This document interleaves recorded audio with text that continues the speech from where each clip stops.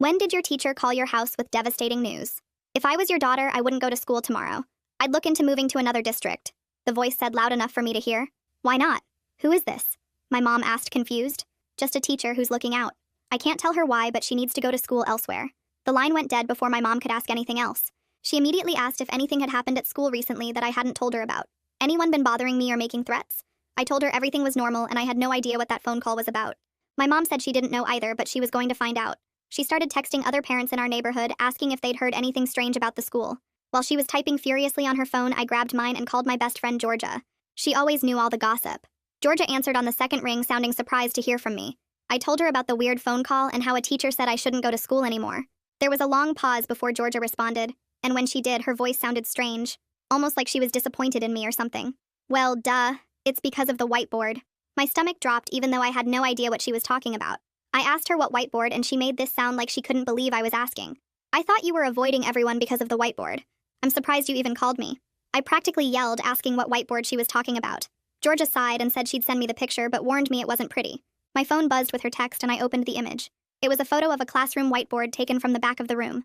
Most of it had normal math equations, but in the top corner someone had written something in red marker. Alicia O'Brien, you're next. You have 72 hours. I showed my mom the phone and watched her face go from pale to bright red with anger. She jumped up from the couch and started pacing around the living room, muttering about lawsuits and police reports. She kept saying this was unacceptable and heads were going to roll. I'd never seen her this fired up about anything. Oh, hell no. We're calling the police, she said, reaching for her cell phone. But before she could even unlock it, we heard a car door slam outside. Through the front window, we could see a police cruiser parked in our driveway with its lights off. A uniformed officer was already walking up our front path. My mom and I looked at each other in confusion. How did they already know about the whiteboard threat? The doorbell rang and my mom rushed to answer it. The officer was young and looked serious as he showed his badge. He asked if he could come in and my mom dragged him inside.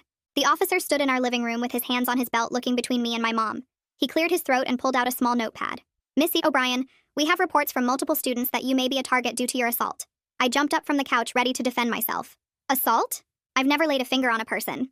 The officer looked confused and said, Not you. Your mother. The officer flipped through his notepad and stopped at a page covered in messy handwriting. He looked up at my mom and cleared his throat again before reading from his notes. He said there was an incident at the PTA fundraiser 3 months ago involving my mom and another parent named Bridget Malhotra. Mom's whole body went stiff, and her face turned white as paper. The officer kept reading about how witnesses reported a shoving match over fundraising money near the dessert table. He said Bridget filed a report, but didn't press charges after the school asked both parties to let it go. Mom sank down onto the couch and put her head in her hands. I stared at her in shock because she'd never mentioned any fight or problem at the school events. The officer looked between us and said someone was probably using this old incident to threaten me as payback against my mom. He explained that revenge threats often target family members to cause maximum pain and fear. Mom's hands were shaking as she lifted her head, and tears started rolling down her cheeks. She kept saying sorry over and over while wiping her face with her sleeve. She told us it was such a stupid fight about who would handle the cash box at the fundraiser. Bridget had accused her of taking money, and Mom pushed her away when she got in her face. They both shoved each other before other parents pulled them apart. Mom thought it was over when Bridget didn't press charges, but now she realized Bridget had been planning this all along. The officer nodded and wrote more notes while Mom cried harder. He said they'd increase patrols around our house starting tonight, and suggested we might want to stay somewhere else if possible. He pulled out a business card and handed it to Mom with both hands like it was something important. He promised to have a detective assigned first thing in the morning to figure out who actually wrote the threat on the whiteboard. Mom took the card and thanked him while still crying and apologizing to me. The officer stood up and adjusted his belt before walking to the door. He turned back and told us to lock everything and call if we saw anything suspicious. After he left, Mom jumped up and went into full protective mode. She ran around the house checking every lock on every window and door. She pulled all the curtains closed so tight that no light could get through. Then she grabbed her phone and called Dad, who was away on a business trip in Chicago. I could hear her voice breaking as she explained everything about the threat and the fight she'd kept secret. Dad must have been yelling because Mom held the phone away from her ear. She kept saying she was sorry and that she'd handle it and protect me. While she paced around talking to Dad, I grabbed my phone and texted Georgia. I asked if she knew anything about someone named Bridget Malhotra, or if she had kids at our school. Georgia texted back immediately saying Bridget's nephew Logan was in my math class. My stomach dropped because that was the same room where the threat was written on the whiteboard. Georgia said Logan had been living with his aunt since his parents divorced last year. She started sending me screenshots from Logan's social media accounts. The posts were all angry rants about fake people getting what they deserve and how karma was coming. The post had started right after the PTA incident, which couldn't be a coincidence. In one photo, I could see his open pencil case on his desk with a red marker sitting right on top. Georgia kept sending more screenshots showing Logan posting cryptic threats and countdown posts. That night, I couldn't sleep at all and kept checking my phone every few minutes. Anonymous accounts started DMing me with countdown messages saying things like 71 hours left. Each notification made my heart race faster, and my hands get sweatier. Some messages just said TikTok over and over, which made me want to throw my phone across the room. I tried blocking the accounts, but new ones kept popping up with similar messages. Mom came into my room 3 times to check on me, and we both pretended I was sleeping.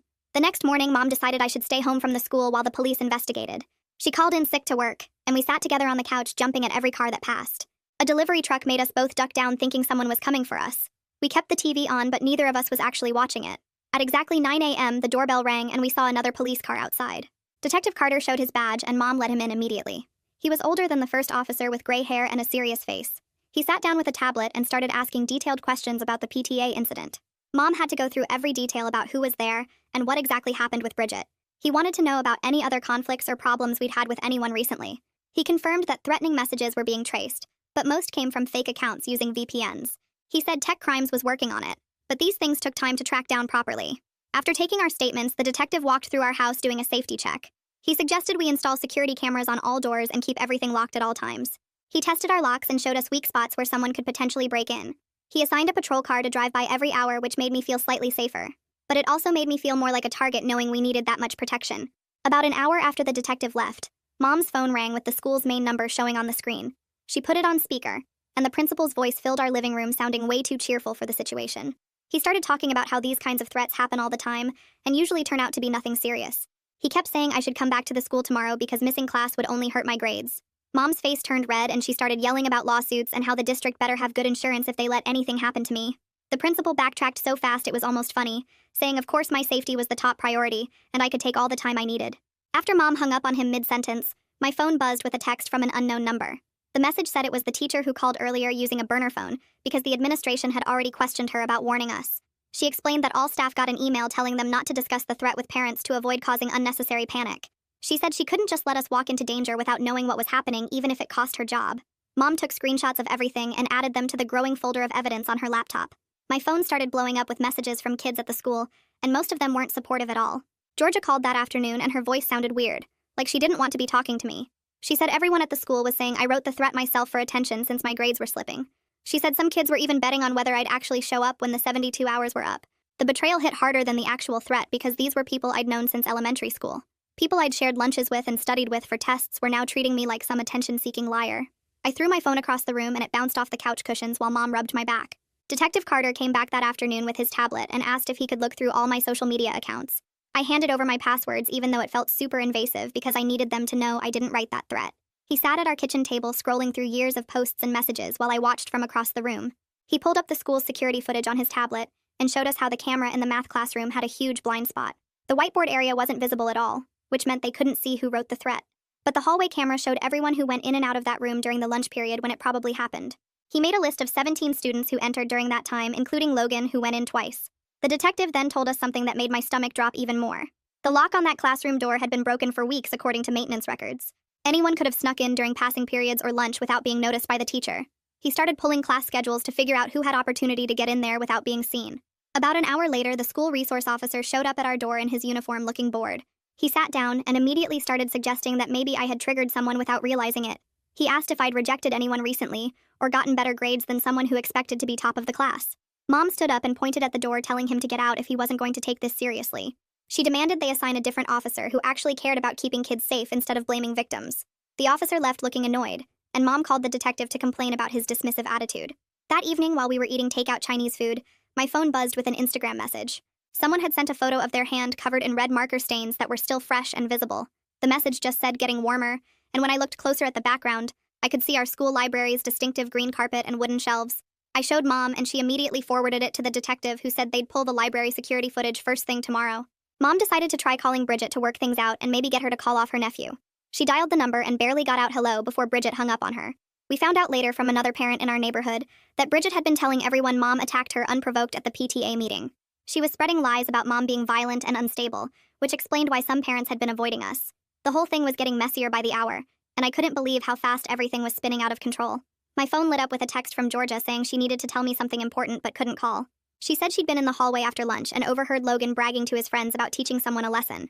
She said he was laughing about how scared I probably was, and how his aunt would be proud of him. Georgia said she was too scared to tell anyone officially, because Logan's friends were pretty rough kids who might come after her. But she wanted me to know what she heard in case it helped catch whoever was doing this to me. The detective showed up early the next morning with his laptop and started going through school records right at our kitchen table. He pulled up Logan's class schedule and pointed at the screen showing Logan had math in that exact room, the period before the threat appeared on the whiteboard. Mom leaned over his shoulder while he clicked through more files and found the attendance records showing Logan was marked present that whole day, with no bathroom passes or nurse visits logged. The detective then opened the photo Georgia had sent me and started looking at something called metadata, which I didn't really understand, but he said it showed when and where photos were taken. His finger traced across the screen to a timestamp showing 2:47 p.m. on Tuesday, and then he pulled up the school's computer lab sign-in sheet from that same day. Logan's name was right there with a login time of 2:45 p.m. and log out at 3:10 p.m., which meant he was on a school computer when someone first posted that whiteboard photo online. My phone buzzed with a text from an unknown number asking me to meet at the coffee shop on Main Street in an hour because they had important information about the threat. Mom grabbed my phone and showed it to the detective who said we should go, but he'd have an unmarked car watching just in case it was dangerous. We drove to the coffee shop and found the anonymous teacher from the phone call sitting in a back corner booth wearing sunglasses and a baseball cap pulled low. She slid a manila folder across the table containing a class roster with handwriting samples from a recent quiz and pointed to Logan's paper where his capital A looked exactly like the one in the threat on the whiteboard. The teacher said she'd been watching Logan for weeks because of his angry behavior in class, and she'd seen him with red markers multiple times even though students weren't supposed to have them. She left quickly after giving us the folder, and the detective took photos of everything before we headed home, where I tried to convince Mom I should go to the school tomorrow for the last day of the countdown. I told her I didn't want to look scared and that hiding would just make things worse, but she absolutely refused to even consider it. We got into our first real fight since this whole mess started, with her yelling that my safety was more important than my pride, and me yelling back that I couldn't live in fear forever. While we were arguing, my phone started making weird notification sounds, and when I looked at it, someone was trying to airdrop photos to me even though we were at home. The photos kept coming through showing just the number 72 written over and over in red marker on different surfaces like desks and lockers and bathroom stalls.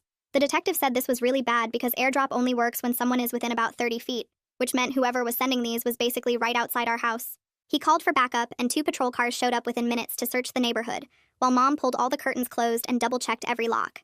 They didn't find anyone, but the detective said he'd have a car stationed outside our house all night, and suggested we consider staying somewhere else for a few days.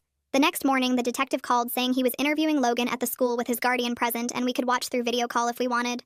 Logan sat there looking bored while his Aunt Bridget glared at the detective, who asked Logan where he was when the threat was written on the whiteboard.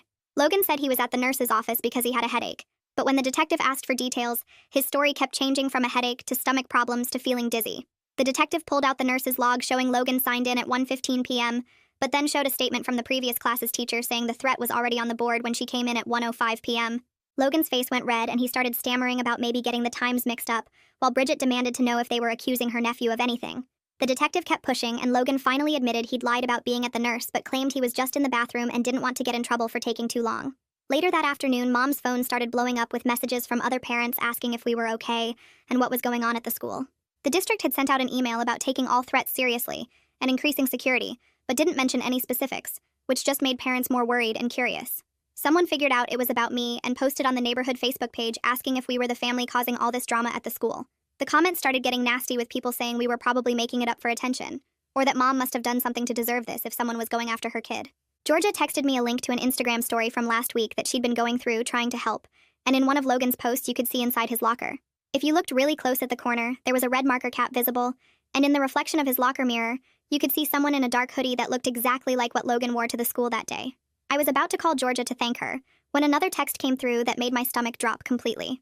She said her parents found out she was helping me, and they didn't want her involved in any drama that could affect her college applications next year, so she couldn't talk to me anymore or be seen with me at the school. Reading that message from my best friend saying she was basically abandoning me when I needed her most made everything hit me all at once, and I just sat on my bedroom floor crying harder than I had since this whole nightmare started. Mom found me there about 10 minutes later and pulled me up off the floor, wiping my face with her sleeve and telling me we weren't going to let them win. She made some calls, and by the next afternoon we were sitting in a cramped office downtown with an attorney who kept clicking his pen while he listened to our story. He spread out papers across his desk showing different types of restraining orders we could file against Logan, and maybe even Bridget if we could prove she was involved.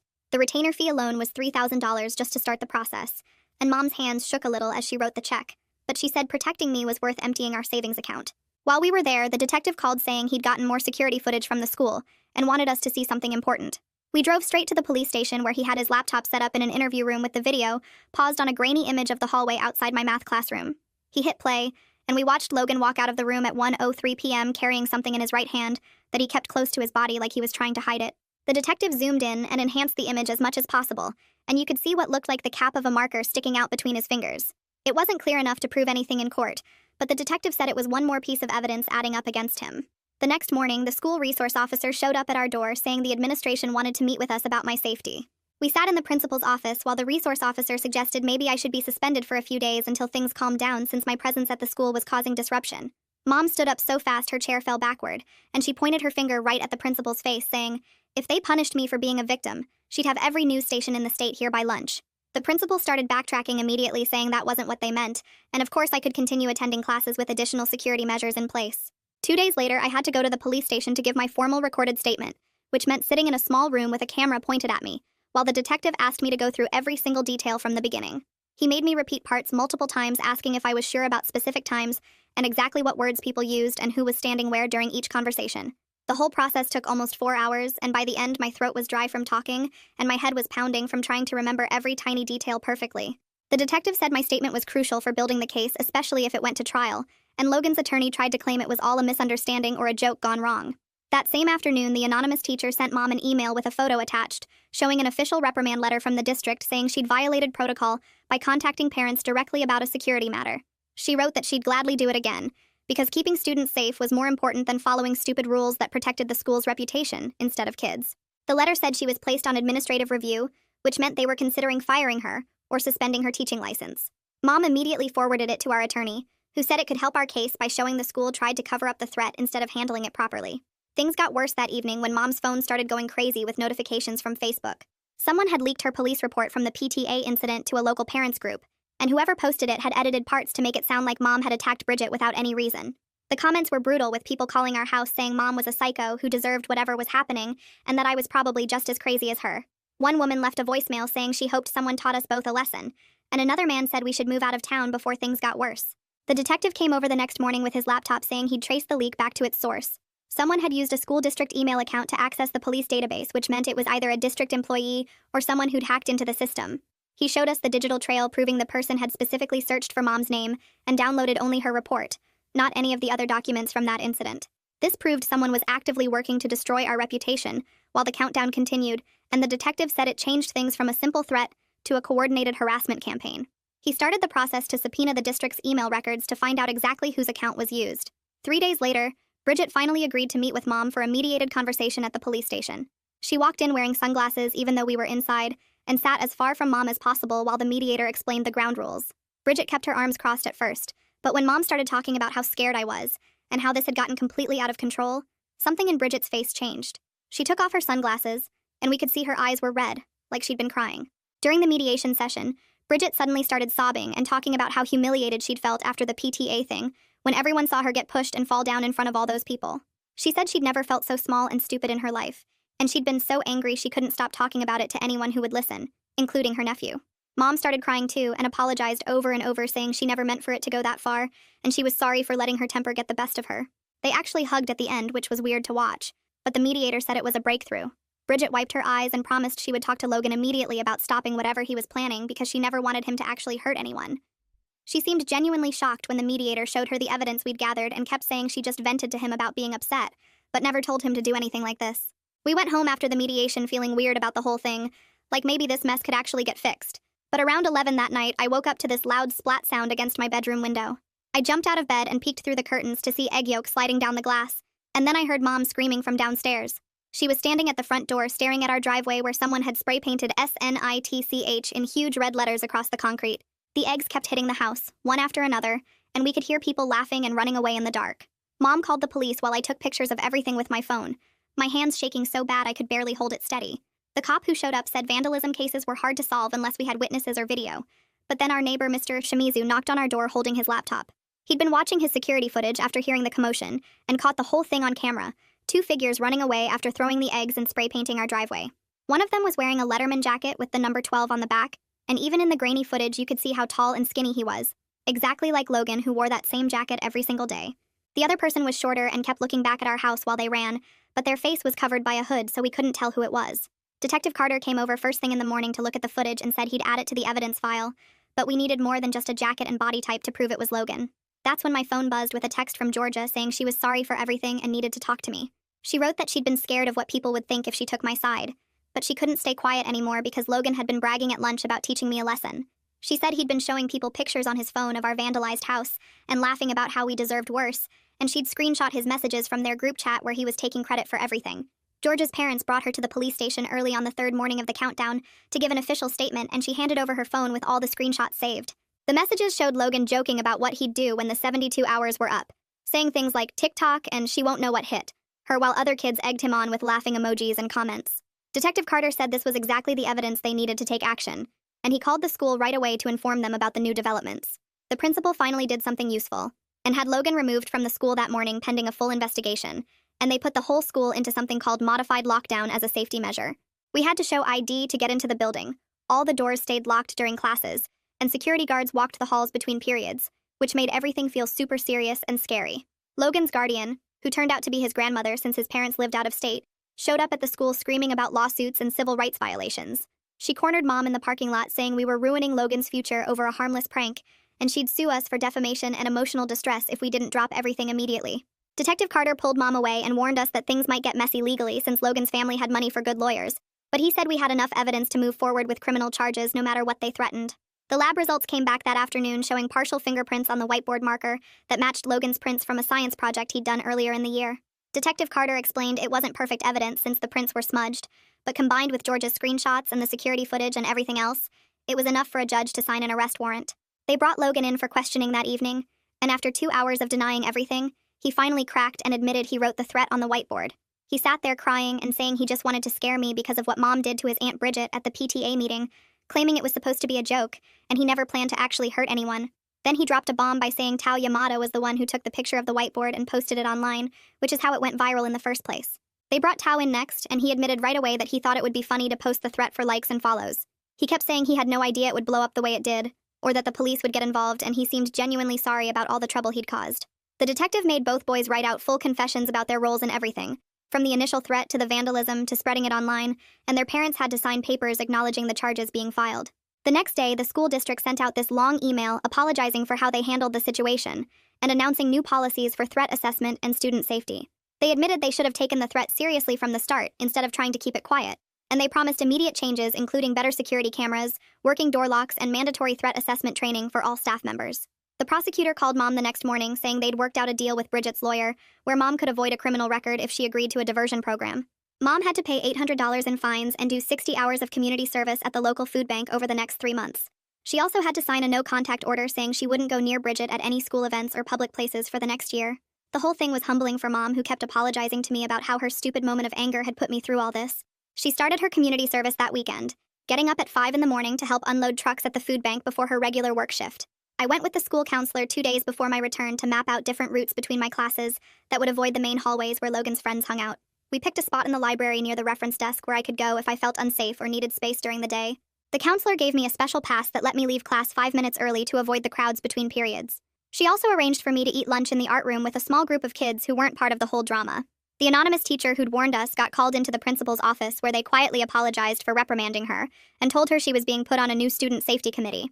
She texted Mom from her regular phone saying the administration finally understood that protecting students mattered more than avoiding bad publicity. Georgia started texting me again after a week of silence, sending funny memes at first, then slowly working up to actual conversations.